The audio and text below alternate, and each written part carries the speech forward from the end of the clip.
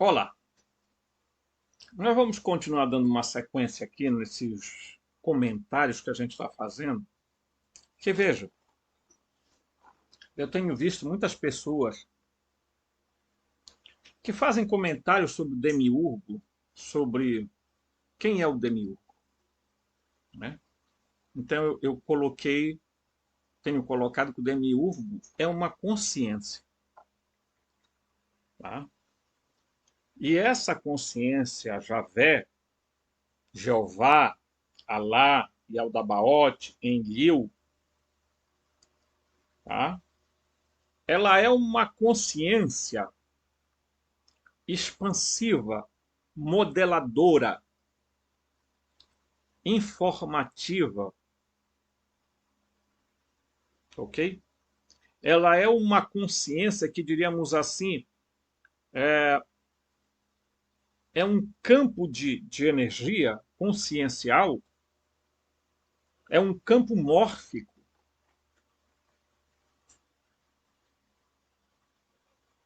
Por quê? Porque eu costumo dizer que não há um demiurgo, existem vários demiurgos. Eu tenho um vídeo aqui falando sobre isso, tá? Existem vários demiurgos. Porque nós vamos perceber, veja bem, quando esses seres chegam à Terra base, eles encontram aqui um certo já. A Terra já tinha sido modelada, o protoplasma já tinha se encarregado de fazer o acontecimento, né? Os cintilantes ou brilhantes já estavam fazendo seu processo, né? A semente da vida já tinha sido semeada, começava a ter os primeiros processos biológicos aqui. Mas a Terra foi habitada por seres fractais também. Tá? E os seres fractais estiveram aqui cumprindo missões específicas. Porque, como eles estavam mais próximo da fonte, fonte para mim, porque isso é o que os reveladores falam, ela é a deidade primordial. Tá? No entanto, os, os seres préterbiológicos ou moronciais também começaram a habitar a Terra. Você tem que entender que a Terra não surgiu em 7 dias, não tem 7.000 anos, e que aqui os humanos foram os primeirinhos a chegar, disseram, oba, oba, nós vamos se apossar aqui, não. Quando começou a ser implantado, tá, o projeto Adão, já existiam seres aqui em desenvolvimento. Já existia aí o Homo habilis, o Homo erectus. E esses seres chamados Elohim, Anunas, Arcontes, dependendo da visão, do ângulo, da cultura, esses seres, eles se originaram da onde? Eles vieram da fonte. Mas veja bem, se você disser para mim assim, olha, Robson, eu sou a 25ª pessoa da geração da minha família. Você já herdou muito pouco dos seus, tá?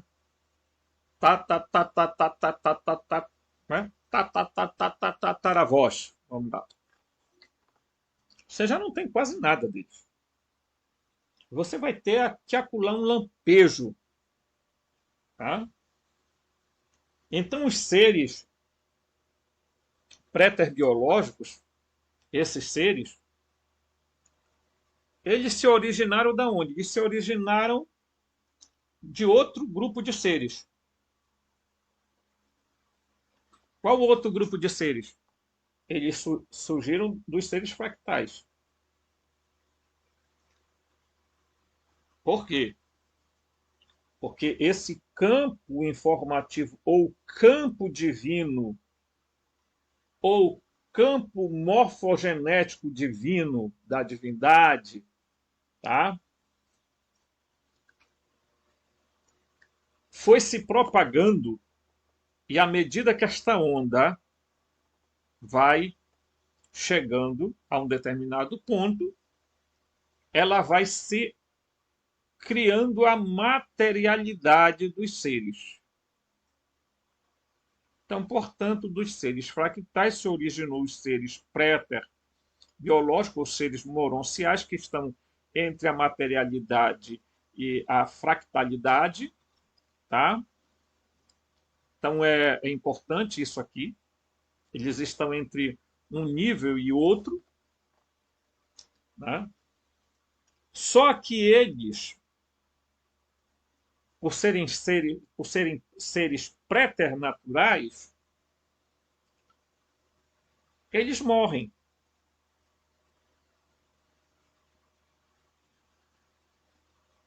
Porque o Salmo 82, que eu li para vocês aqui, exatamente vai dizer isso. Vocês são Elohim, mas como terráqueos, como Adão, ou como homens, ou como humanos, vocês irão morrer.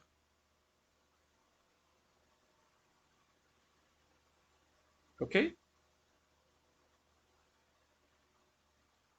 Então, esses seres ficaram aqui na Terra durante muito tempo. Ora, só se vai começar a contar a história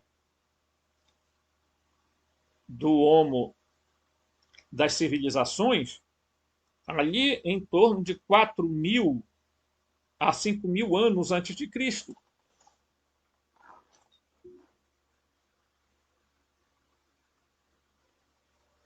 A Terra passou por muitos períodos, porque a Terra tem quase 1 milhão de anos. Alguém vai dizer, não, mas aí os cientistas dizem que aqui tem bilhões, não. 5 milhões, não. Os reveladores falaram para mim isso, olha, a Terra tem em torno de 1 milhão de anos. Né? Por quê? Porque ela passou por diversas fases. Ela passou, a Terra ela se tornou fractal para depois se tornar moroncial e depois se tornou material. Ah, está complicando, Robson. Realmente, para se entender isso, então, você imagina que durante um período enorme de tempo, a Terra foi habitada não por humanos. Foi habitada primeiro por seres fractais, depois pelos seres préterbiológicos, ou préternaturais, ou moronciais, como você queira chamar. Só depois eles começam a fazer um processo para criar o homem, para fazer um processo genético que não é criação, mas é uma manipulação genética. E não teve só uma tentativa, teve várias. E eles começaram a chamar isso de Projeto Adão. Por quê? Porque eles criaram várias vezes o mesmo ser, até que eles acertaram num que vai ser o Adapa. Né? Difícil, não entender, não é? Pois é. Mas por quê? Por que, que o sistema não quer que vocês entendam isso? Porque se entenderem isso, vão entender a história do planeta, vocês vão entender a história do mundo, vocês vão entender a história da realidade. e entendendo a história da realidade, vocês sabendo de onde nós viemos, nós somos, tá? Que nós somos produtos da fonte, nós temos em nós elementos da fonte e não elementos do demiurgo. E eu vou mostrar nos vídeos porque, tá? Aí o sistema, né? Eu terminei o outro vídeo lendo o que a carta de Paulo aos Efésios, capítulo 6, diz. Olha, nós não temos que lutar contra carne e sangue, gente. Nós temos que lutar contra principados e potestades, contra os príncipes, contra os arcontes deste mundo de treva que estão espalhados pela atmosfera. Espalhado pelos ares. Você imagina isso aí. Por quê? Porque isso são consciências. Consciências moduladoras. Entenda isso. Por isso, aqui nesse texto, a pergunta que se faz é: quem são os filhos de Deus? Os filhos de Deus, eu já mostrei aqui para vocês. Quem são os filhos de Deus? Né? Quem são? Quem é esses aqui, ó? Os Bnei Elohim. Bnei Ha-Elohim. Quem são esses filhos de Deus? Eu mostrei a vocês. Eles são... Os Elohim são filhos de El. O próprio El é um Elohim, mas ele é chamado pai dos deuses, pai dos Elohim. Ok? E os Elohim, por sua vez, tiveram uma segunda geração, que são chamados de Bnei Elohim, ou Benai Ha-Elohim, né? Que vão ser aqueles que o livro de Enoque vai chamar de... Tá? Eles vão gerar os Néfelim. Esses Bnei Elohim vão gerar os Néfelim. Tá? Que depois o livro de Enoque vai chamar de Grigori ou Vigilante, que são as mesmas figuras, não são outros. Tá? Então, o termo Bnei Elohim, ou filhos de Deus, que não está correto, são filhos dos deuses. Tá? É encontrado apenas 4 vezes no Antigo Testamento. Está bem aqui os textos. Depois, se você quiser procurar, pare o vídeo e corra na sua Bíblia. Tá? Na passagem de Gênesis 6:1-4, somos informados que os filhos de Deus olharam para as mulheres humanas, para as terráqueas. Outras traduções referem-se a essas mulheres como as filhas dos homens, ou filha dos homens, as belas mulheres da raça humana. Tem várias traduções para isso.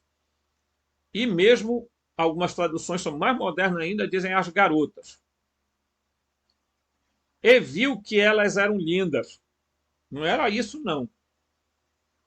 É mais profundo que isso. Tá? Os Bnei Elohim olharam, porque eles são os Igigues da Tábua da Suméria, e disseram: nós vamos pegar as mulheres adaptitas, as de sangue puro. Se liga nisso aí. Não foi qualquer uma, porque tinha as mulheres do sangue de Adapa e tinham outras mulheres que já eram originárias de Adamo, tá? E de outros projetos que eles tinham feito. Então, eles não queriam qualquer uma, eles queriam as adapitas. Tá? E algumas traduções, os filhos de Deus os as cobiçaram e então se casaram com qualquer uma delas que escolheram, que não é qualquer uma delas, eu volto a dizer isso. Em algumas traduções, eles pegaram aquelas que de quem gostavam, gostaram. Não é de quem gostaram, era que elas tinham algo especial, o sangue, tá? O sangue de Adão. Eles não estavam lá, tá? O título Filhos de Deus tem sido visto de várias maneiras. As várias traduções referem-se a eles como filhos de Deus, seres celestiais ou filhos dos céus. É claro que para a maioria dos estudiosos bíblicos, que o título Filhos de Deus refere-se a seres angelicais.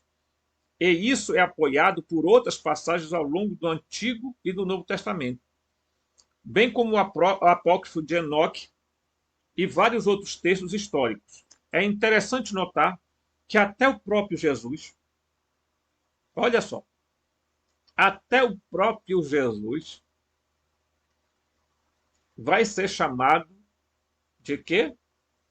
De Bené Elohim. Ele vai ser chamado de Filho de Deus. Bené Hal Elohim, tá? Ou Bené Ha El. Ele era filho de El. E eu já falei em vídeo aqui que é bom não esquecer de que Jesus não é Jeová encarnado. Ele não é filho de Jeová, de Javé. Não é filho de Javé, Jeová e Aldabaote. Enlil, ele não é filho. Tá? Ele é um Bene Elohim. Ele é filho de um Elohim. E este Elohim é claramente descrito no Evangelho de Lucas sendo o Elion.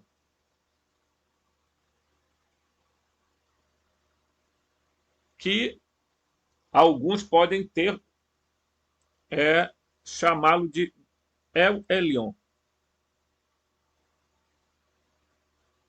Ele é filho de El Elion.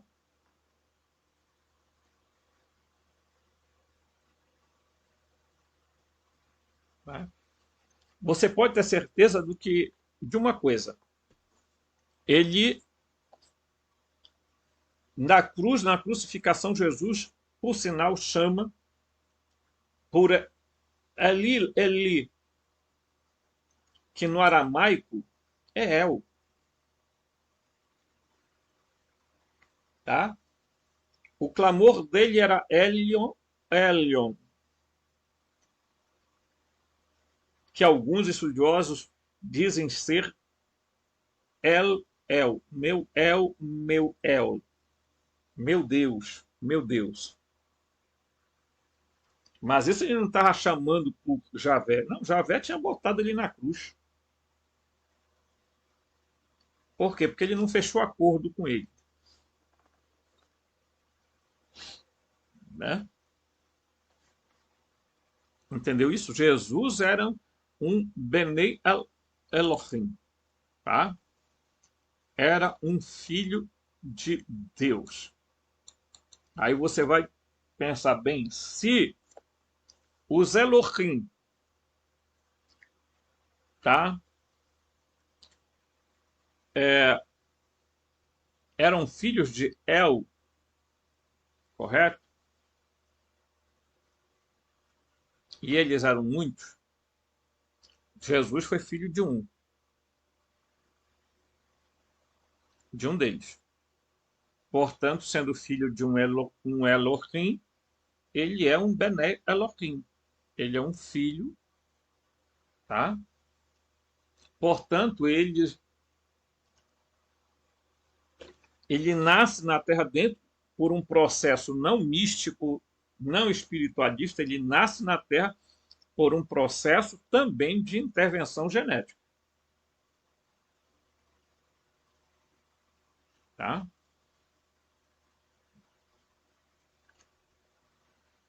Aqui no texto ele diz, vamos lá,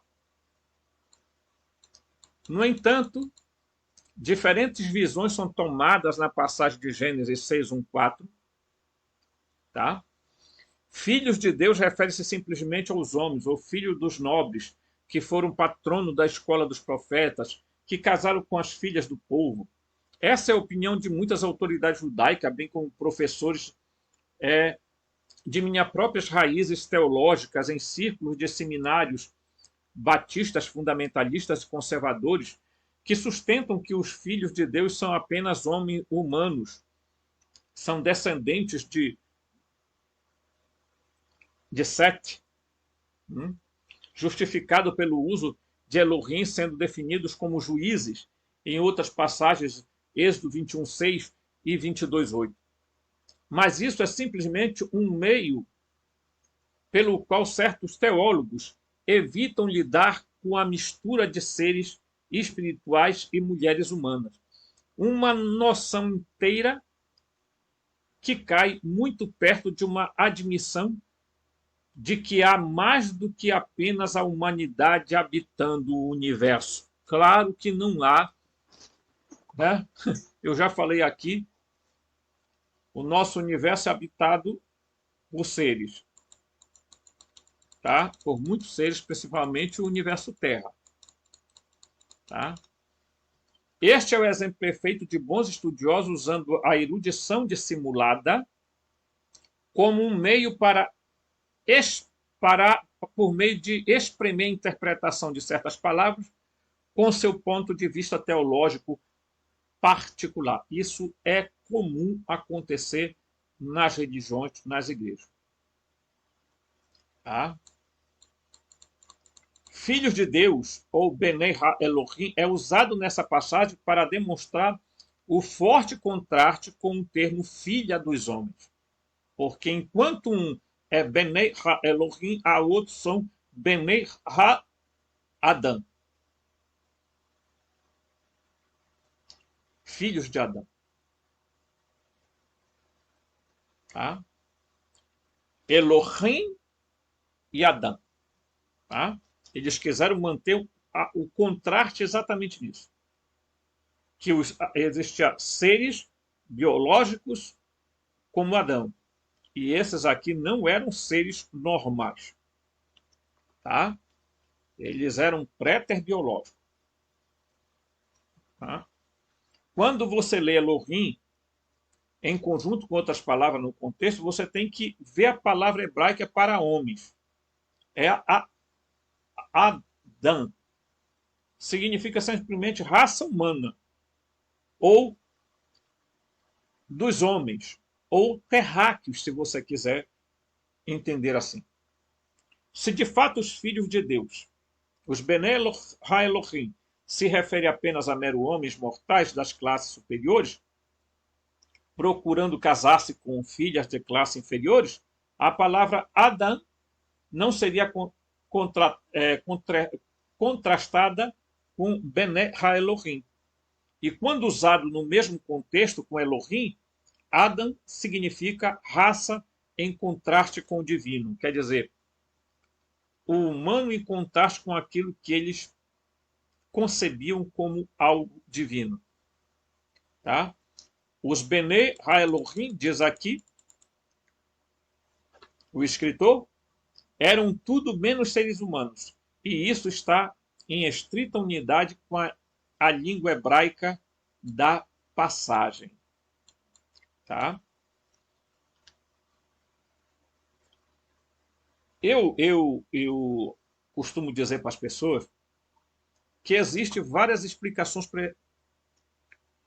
para que você tente fugir da realidade. Uma delas é tentar aquilo que os teólogos fazem comumente. Manipular o texto, distorcer o texto, dizer que os Benei Ha-Elohim eram os filhos de Sete, homens piedosos que resolveram se casar com gente que não era nada lá. Não tem nada a ver. Tá?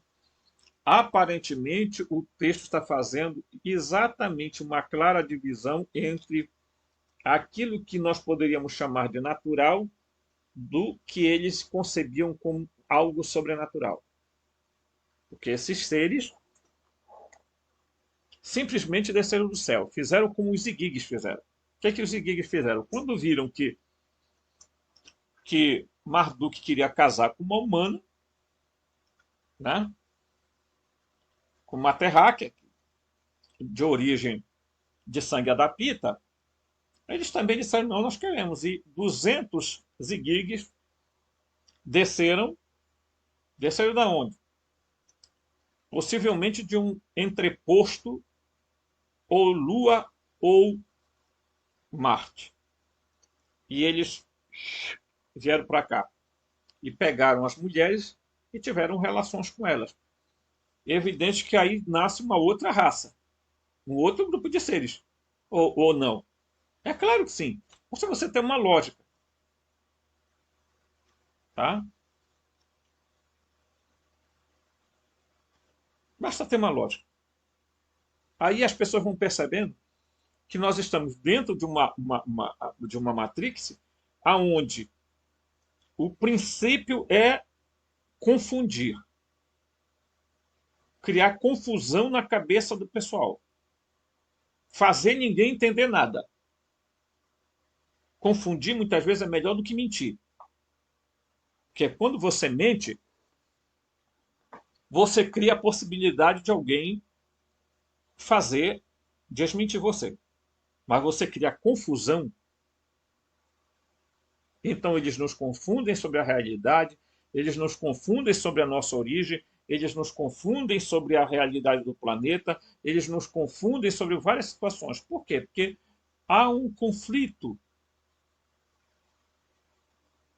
desses seres, dessas divindades, desses deuses, entre aspas. Entenderam?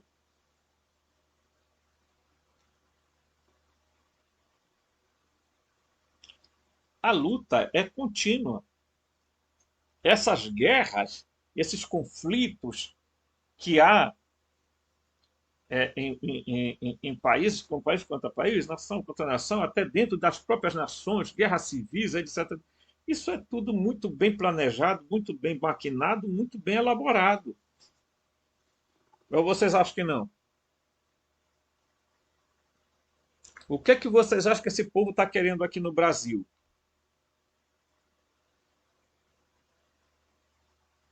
Porque o Brasil está sendo cobiçado,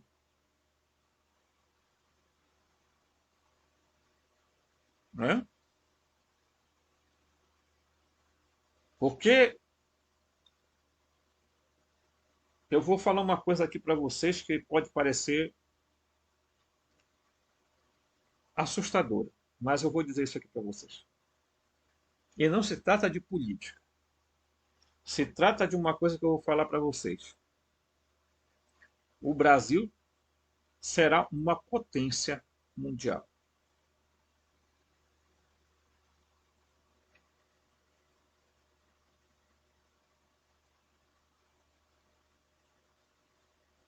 Porque aqui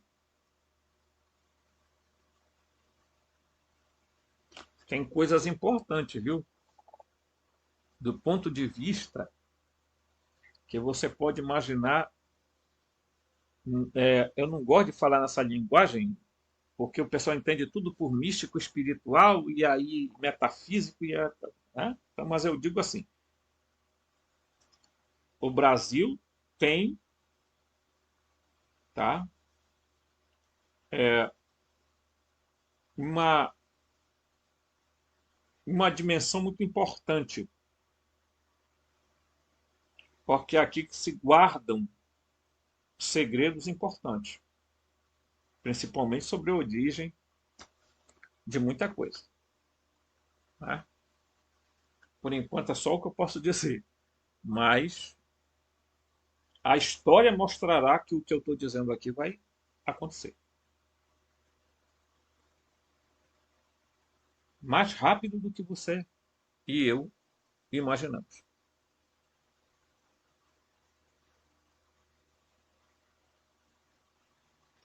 Mas aguarde os meus vídeos. Me ajude a fazer esse canal aqui crescer. Só você pode me ajudar.